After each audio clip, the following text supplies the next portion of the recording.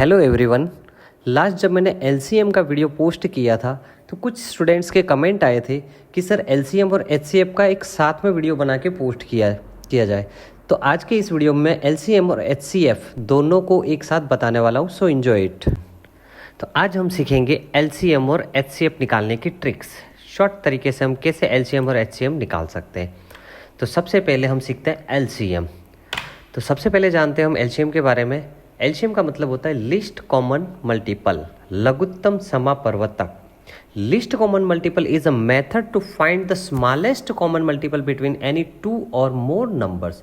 मतलब दिए गए दो या दो से अधिक जो भी नंबर आपको दिए गए उसमें सबसे छोटा समापवर्तक ज्ञात करने के लिए जो मेथड होता है उसी को हम LCM बोलते हैं, लिस्ट कॉमन मल्टीपल।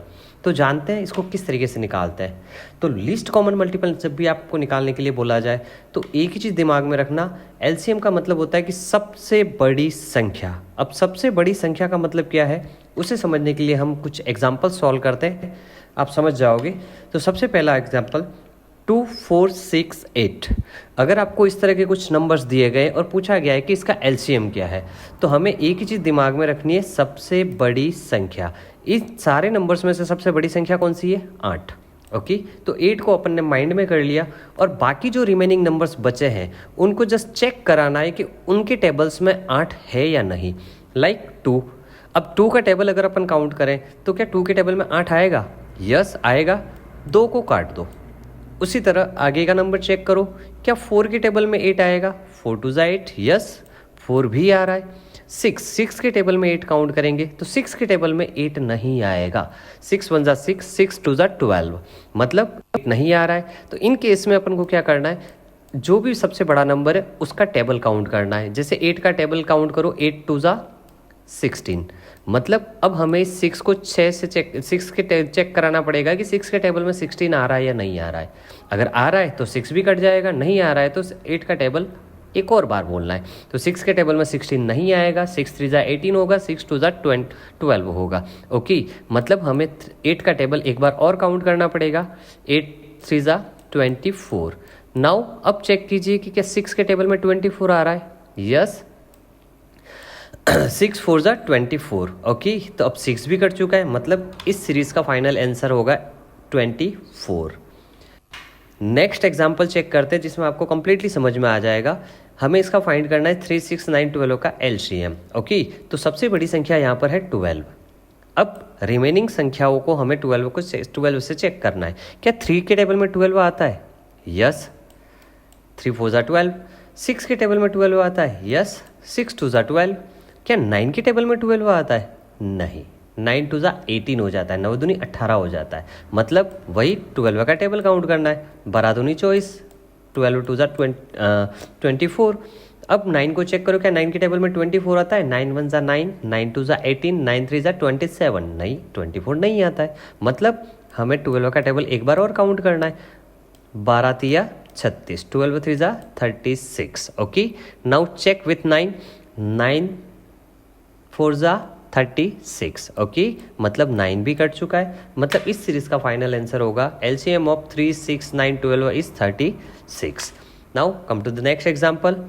इस सीरीज में सबसे बड़ा नंबर है वो है 24। हाँ, एक चीज़ ध्यान रखना कि ये सीरीज किसी भी क्रम में हो सकती है, ऐसा जरूरी नहीं है कि असेंडिंग क्रम में ही आए।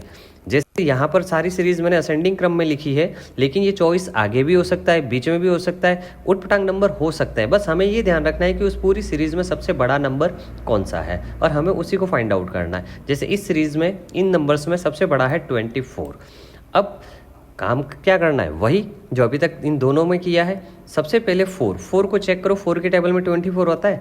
4 एकम 4, 4 दूनी 8, 4 3 12, 4 चौक 16, 4 पंचे 20, 4 छंग 24, मतलब 4 6 24। यस 4 आता है। क्या 8 के टेबल में 24 आता है? यस 8 3 24। क्या 12 के टेबल में 24 आता है? यस 12 2 24। क्या 16 के टेबल में 24 आता है? नहीं। एक भी नंबर ऐसा मिल गया जिसके टेबल्स में वो सबसे बड़ा नंबर नहीं आ रहा है, मतलब हमें क्या करना पड़ेगा, सबसे बड़े नंबर्स का टेबल काउंट करना है। 24 2 48। ओके, नाउ अब हमें चेक करना है कि 16 के टेबल में 48 आता है या नहीं आता है। 16 3 48, मतलब 16 भी कट गया, मतलब इस सीरीज का एलसीएम होगा 48. ओके, नाउ नेक्स्ट 5, 10, 15, 20 हमें ये नंबर्स दे रखे हैं। सबसे बड़ा नंबर 20। अब 5 के टेबल में 20 आएगा, यस। 10 के टेबल में 20 आएगा, यस। 15 के टेबल में 20 आएगा, नो। मतलब ये ऐसा नंबर है जिसके टेबल में 20 नहीं आएगा। 15 दूनी 30 हो जाएगा, तो हमें 20 का टेबल बोलना है। 20 टू ज़ा 40। अब 40 को चेक करो, क्या 15 के टेबल में 40 आता है? 15 कम 15, 15 दूनी 30, 15 तिया 45, मतलब 40 नहीं आ रहा है। दैट मीन्स हमें 20 का टेबल एक बार और बोलना पड़ेगा। 23 ज़ा 60। अब देखो 15 के टेबल में 60 आता है, यस। 15 के टेबल में 60 आएगा। 15 कम 15, 15 दूनी 30, 15 तिया 45, 15 चौक 60, 15 4 ज़ा 60। ओके, तो अब जैसे ही 20 का मान 60 हो गया, 15 भी कट गया, मतलब इस सीरीज का फाइनल आंसर हो गया 60। दैट मीन्स कुल मिला के बात यह है कि जब भी हमें एलसीएम पूछा जाए, कोई भी नंबर्स दे रखे हैं, तो उसमें सबसे बड़े नंबर्स को हमें फाइंड करना है। और बड़े नंबर को चेक करने के बाद हम बचे हुए सारे नंबर्स को चेक करना है कि क्या उन बचे हुए नंबर्स में के टेबल्स में वो सबसे बड़ा नंबर आ रहा है या नहीं आ रहा है। जो नंबर पहले ही कट चुके हैं उनको दोबारा चेक करने की ज़रूरत नहीं है। जो नंबर बचा हुआ है हमें उसी को नेक्स्ट चेक करवाना है। ओके, नाउ एलसीएम में एक और तरह की सीरीज होती है लाइक दिस 257। अगर हमें इस तरह की कोई सीरीज दी गई है 257, तब हमें ध्यान देना होगा कि इस तरह की सीरीज में क्या होगा कि इसमें अगर हम ध्यान से देखें तो पता लगेगा कि 257 में से 5 और 7 दो ऐसे नंबर है जो प्राइम नंबर है। ध्यान रखना, कोई भी नंबर्स इस तरीके से दे दिए जाए और उसमें से कोई भी दो नंबर अगर प्राइम नंबर है, सबसे पहले तो प्राइम नंबर अगर नहीं पता तो बता दूं कि प्राइम नंबर का मतलब होता है ऐसे नंबर जो या तो अपने आप से डिवाइड होते हैं या एक से डिवाइड होते हैं। Prime number is whose divided by itself और वन ओनली, केवल और केवल अपने आप से डिवाइड होते हैं। तो इस तरह के कोई दो नंबर अगर एक सीरीज में आ जाते हैं, मतलब सीधी सट बात है, जितने भी नंबर दिए गए उन सबको आपस में मल्टीप्लाई कर दो, तो इसका आंसर हो जाएगा 7 पंचे 35 और 35 दूना 70, मतलब 70। नाउ एक और एग्जांपल देखते हैं ऐसा।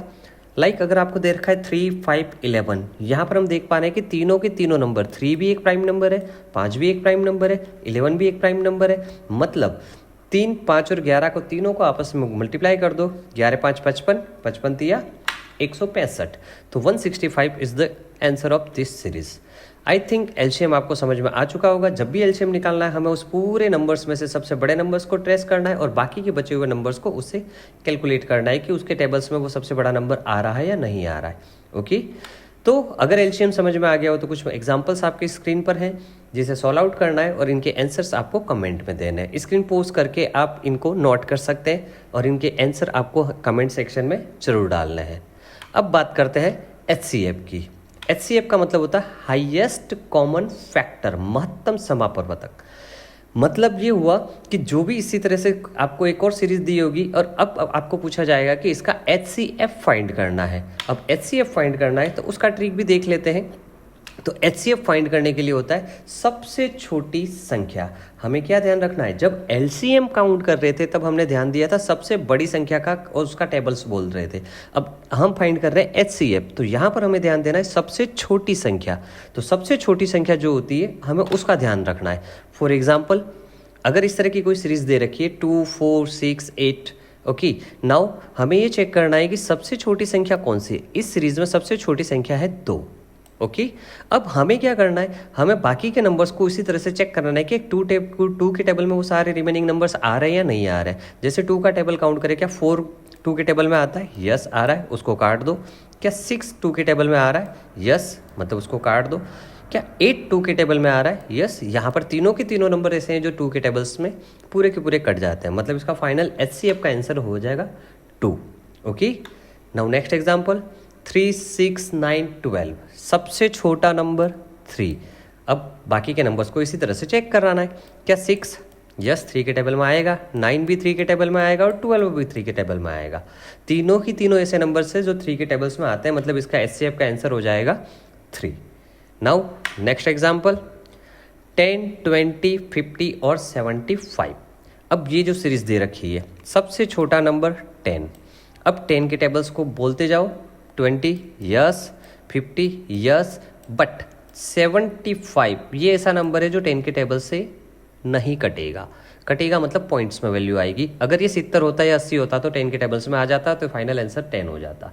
ओके, अब 75 75 ऐसा नंबर है जो 10 के टेबल में नहीं आता है। दैट मीन्स अब क्या करें, तो जिस तरीके से एलसीएम निकालने में 10 का टेबल बोल रहे थे 10 दूनी 20, तो यहाँ पर उसका आधा कर देना है, हाफ कर देना है, मतलब 10 का आधा हो गया 5।